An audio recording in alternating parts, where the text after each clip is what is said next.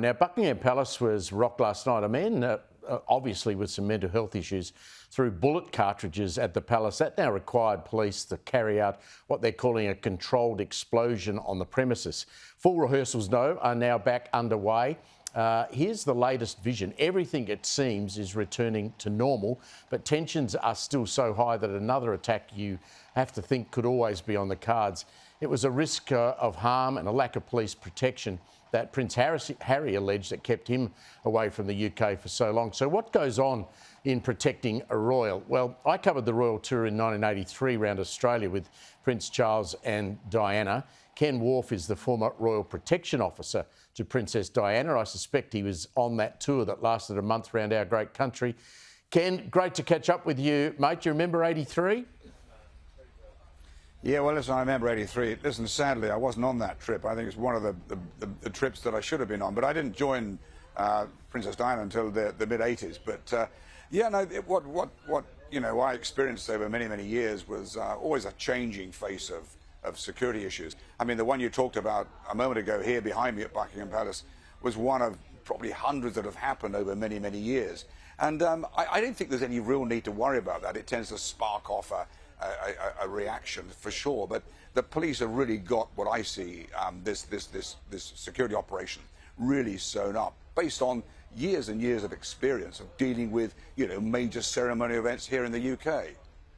And we should point out, Ken, of course, that the King Charles III and Queen Camilla were not even in Buckingham Palace when this lunatic turned up and started throwing bullet shell casings over the fence. I mean, the police were just reacting in a way that they felt that they would needed to. That would be protocol, I presume, that was undertaken this morning.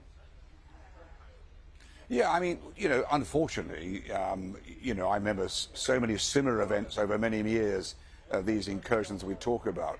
You know, the Queen in her day was always aware of it. The King would be aware of it as well, as would Queen Camilla. And they accept this, but, you know, they accept that as part of the job. The only way to stop this, of course, is to say, look, you're not coming out today. There's no coronation. We will put another 15, 16 feet on the wall.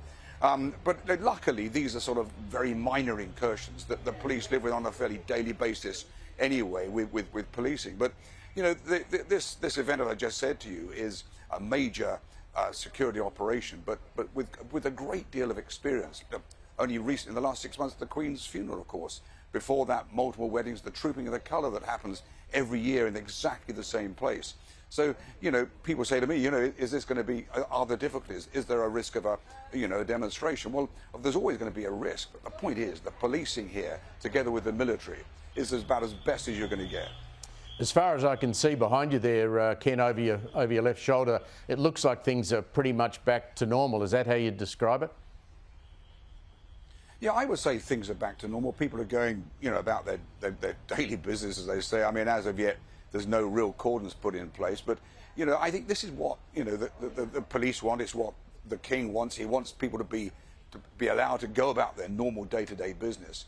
And the policing here and the security, the cordons that are already in place, are just enabling that to happen. So, I mean, yesterday, I think, yeah, it was, you know, something to be concerned about. But I would say that this is something they would have expected. Somebody to lob a few cartridges across a 6 foot, 8 foot fence isn't going to be a major problem.